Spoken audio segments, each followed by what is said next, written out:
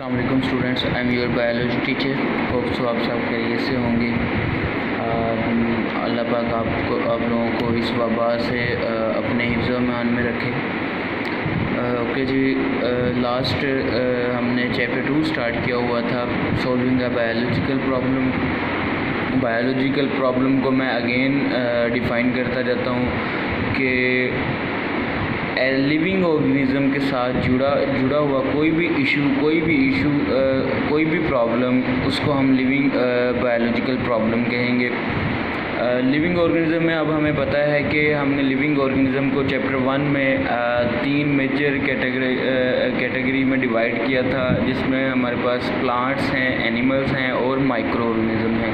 इन तीनों में से किसी भी लिविंग ऑर्गेनिज़म के साथ अगर कोई इशू है, कोई प्रॉब्लम है, तो उसको हम कहेंगे बायोलॉजिकल प्रॉब्लम।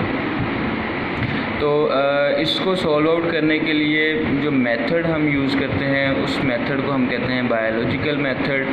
अब उस बायोलॉजिकल मेथड को हम जो है वो डिफरेंट स्टेप्स के साथ कैरी आउट करते हैं, लेकर चलते हैं कि उस बायोलॉजिकल मेथड में डिफरेंट स्टेप्स जो हैं वो आते हैं। उन डिफरेंट स्टेप्स के बारे में आज के टॉपिक में हम पढ़ेंगे कि वो कौन कौन से डिफरेंट स्टेप्स हैं जिनके ज़रिए हम कोई भी बायोलॉजिकल प्रॉब्लम को सॉल्व आउट करते हैं। जी, यहाँ पर हमारे पास सबसे पहले है recognition of biological problem. Recognition of biological problem का मतलब है जानना, शनाख्त करना कि बायोलॉजिकल प्रॉब्लम जो है वो किस नौइयत की है, किस तरह की है, किस ऑर्गेनिज़म से हुई है, लाइक बैक्टीरिया, वायरस, किस तरह से है, किस तरह की जो ये प्रॉब्लम है। सेकंड है ऑब्जर्वेशन। ऑब्जर्वेशन को सिंपली अगर हम इसको उर्दू मीनिंग देखें तो इसका मतलब है मुशाहदा। तो यहाँ पर हम देखेंगे कि जिस लिविंग ऑर्गेनिज़म के साथ ये प्रॉब्लम चल रही है उसको हम अच्छे से ऑब्ज़र्व करेंगे और देखेंगे कि इसको किस हद तक उसने नुकसान पहुँचाया और ये कहाँ से आई, कैसे लगी इसको, ये सारा इसके बारे में जो हम एक डाटा इकट्ठा करेंगे उसको हम कहेंगे ऑब्ज़र्वेशन। और नेक्स्ट है जी हाइपोथेसिस फार्मूलेशन के हाइपोथेसिस बनाना, कि उसके बारे में ये सारी ऑब्ज़र्वेशन का डाटा इकट्ठा करके उस डाटा को एक स्टेटमेंट की शक्ल देना कि हम कह सकें कि ये हो सकता है कि ये जो प्रॉब्लम इसे लगी है वो इस वजह से लगी हो। इस तरह की स्टेटमेंट बनाना कोई भी उसके बारे में। और ये ज़रूरी नहीं कि वो स्टेटमेंट हमेशा वो ठीक हो। जब हम उसको टेस्ट करेंगे तो वो टेस्ट में ये भी उसकी पॉसिबिलिटी है कि वो गलत हो जाए और ये भी पॉसिबिलिटी है कि वो ठीक हो जाए।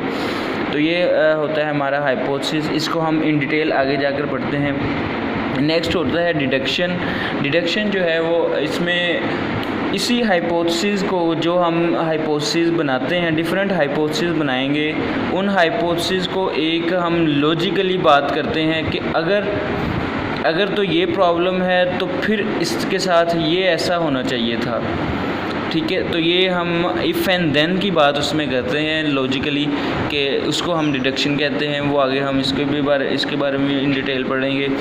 नेक्स्ट होता है कि जो हम डिडक्शन बना लेते हैं उसको एक्सपेरिमेंटली वेरीफाई करना, एक्सपेरिमेंट उसके ऊपर करना कि क्या ये ऐसे ही प्रॉब्लम है जो हमने बात की है, जो हमने डिडक्शन बनाई है, ये वही ठीक है या गलत है, वो हमें फिर बताएगी।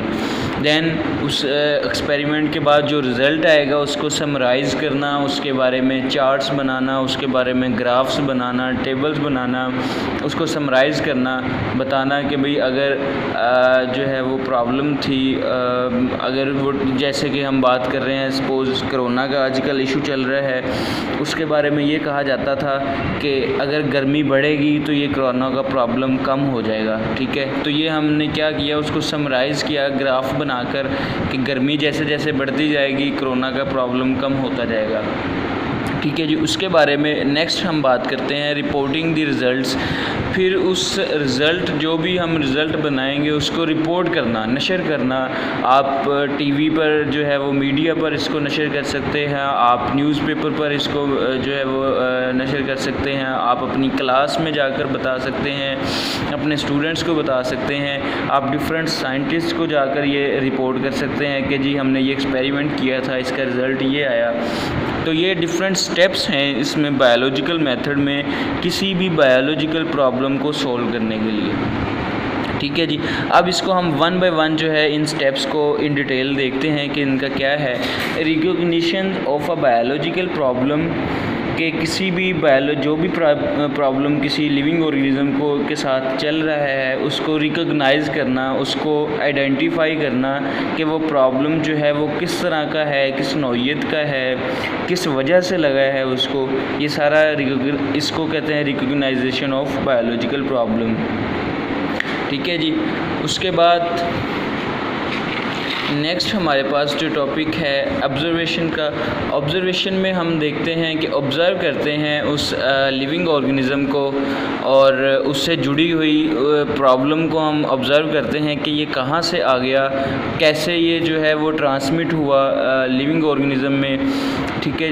और अगर ट्रांसफ़र होने की इसके कौन कौन से जो हैं वो वजूहात हो सकती हैं, वो सारी उसके बारे में ये ऑब्ज़र्वेशन में हम पढ़ेंगे। उसमें हम फर्स्ट पॉइंट देखते हैं biologist recalls his her previous observation और मेक्स न्यू वंस। इसमें यह भी हो सकता है कि मे बी इससे रिलेटेड कोई प्रॉब्लम पहले भी आया हो और इस तरह फिर वो बायोलॉजिस्ट जो साइंटिस्ट होते हैं वो अपने पहले ऑब्जर्वेशन की हुई पहले की ऑब्जर्वेशन को रिकॉल करते हैं कि ये उससे जुड़ी हुई तो नहीं है कहीं। सेकंड पॉइंट है observations are made with 5 senses.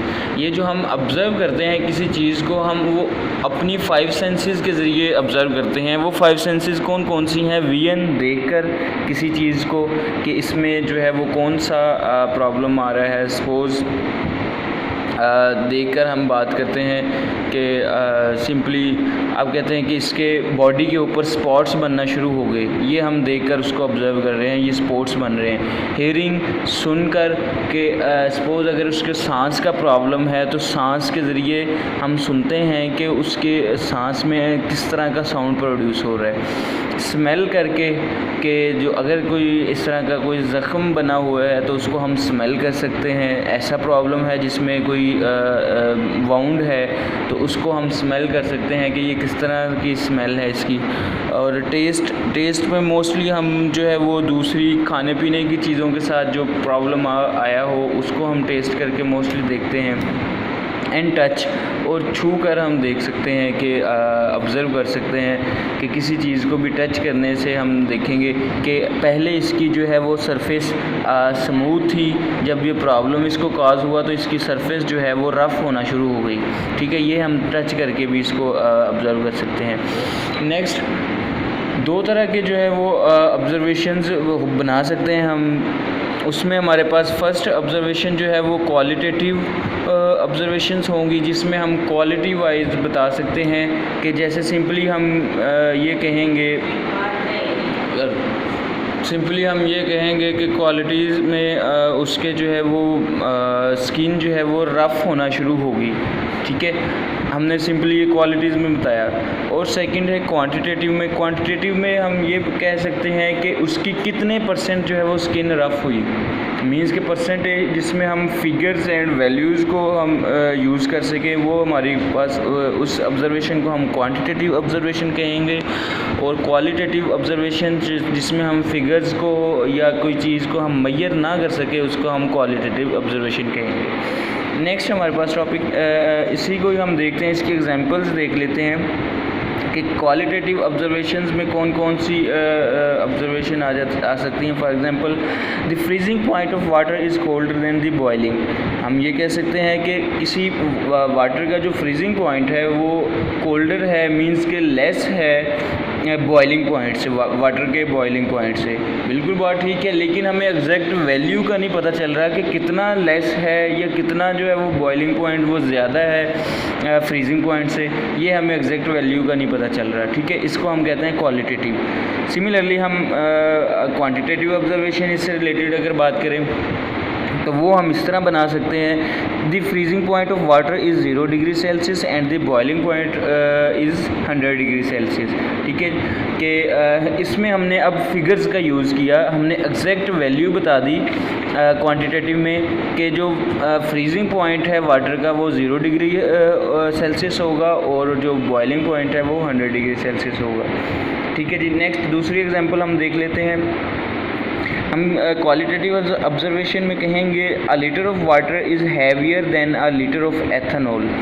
ठीक है जी, सिंपल हमने वेट किया लीटर वाटर लिया और उसका वेट किया, और सेकंड हमने एथेनॉल लीटर लिया और उसका वेट किया, और हमने विदाउट फिगर्स को यूज़ करते हुए हमने सिंपली ये कह दिया कि 1 लीटर वाटर जो है वो ज़्यादा वेट रखता है एथेनॉल 1 लीटर एथेनॉल से। हमें एग्जैक्ट वैल्यू नहीं पता कि कितना ज़्यादा वेट रखता है या एथेनॉल कितना कम वेट है उसका वाटर से। नेक्स्ट क्वांटिटेटिव ऑब्जर्वेशन जो है उसमें हम फैक्ट्स एंड फिगर्स के साथ बात करेंगे। हमने ये कहा a litre of water weighs 1000 grams and a litre of ethanol weighs 789 grams. यहाँ पर हमने एग्जैक्ट फिगर्स के साथ हमने बताया कि 1 लीटर वाटर जो है वो कितना जो है ज़्यादा उसका वेट है और 1 लीटर एथेनॉल का वेट कितना कम है वाटर से। ठीक है जी, हमारे पास फैक्ट्स एंड फिगर्स आ गई। उसके बाद हम नेक्स्ट एक और ऑब्जर्वेशन के बारे में ये बात कर सकते हैं कि क्वांटिटेटिव ऑब्जर्वेशन, ये सारी हम बात करने के बाद हम ये कह सकते हैं कि quantitative observation consider more accurate than qualitative ones. Means के जो क्वांटिटेटिव ऑब्जर्वेशंस होंगी जिनमें फैक्ट्स एंड फिगर्स यूज़ किए गए होंगे वो ज़्यादा एक्यूरेट है, वो ज़्यादा ऑथेंटिक हैं, वो ज़्यादा हमारे लिए हेल्पफुल हैं किसी भी चीज़ को ऑब्ज़र्व करने में किसकी निस्बत क्वालिटेटिव ऑब्जर्वेशन में। क्यों? क्योंकि जो क्वांटिटेटिव ऑब्जर्वेशंस हैं वो इनवेरिएबल्स हैं। जो हमने बात बता दी, सपोज़ अगर हमने 0 डिग्री सेल्सियस का बता दिया तो वो 0 डिग्री सेल्सियस ही रहेगा, वो इनवेरिएबल, चेंज नहीं होगा, वेरिएबल नहीं होगा। ठीक है जी, एंड मेजरेबल, और ये मेजरेबल होता है, इसको हम मेजर कर सकते हैं, बता सकते हैं दोबारा से हम मेजर करके कि ये 0 वाकई ही फ्रीजिंग पॉइंट जो है वो 0 डिग्री सेल्सियस ही है। अगर हम वाटर को बॉयल करें तो हम आगे बता सकते हैं मेजर करके कि ये वाकई ही 100 डिग्री सेल्सियस ही है बॉइलिंग पॉइंट। ठीक है जी, and can be recorded in terms of numbers, और इसको हम रिकॉर्ड कर सकते हैं नंबर्स की शक्ल में, जिसकी वजह से ये ज़्यादा ऑथेंटिक होता है, ज़्यादा जो है एक्यूरेट ये ऑब्जर्वेशन होती है। नेक्स्ट हमारे पास पॉइंट है इसी से related, observations also includes reading and studying what other have done in past because scientific knowledge is ever growing.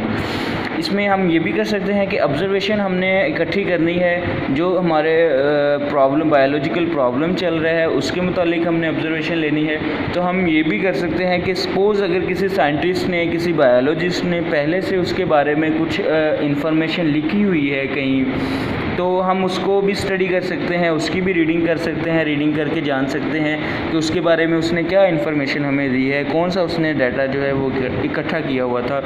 इस तरह हम पहले से जो इन्फॉर्मेशन पड़ी हुई है वो चाहे वो किसी और साइंटिस्ट की हो या किसी और बायोलॉजिस्ट की हो, हम उसको भी अपनी इस मौजूदा जो है प्रॉब्लम के साथ जोड़ सकते हैं, इसको स्टडी कर सकते हैं, ताकि हमें इसके बारे में एक्सपेरिमेंट करने में इजी हो सके, हमें डाटा जो है वो ज़्यादा से ज़्यादा मिल सके, हम ज़्यादा से ज़्यादा अच्छे रिज़ल्ट की तरफ जा सके।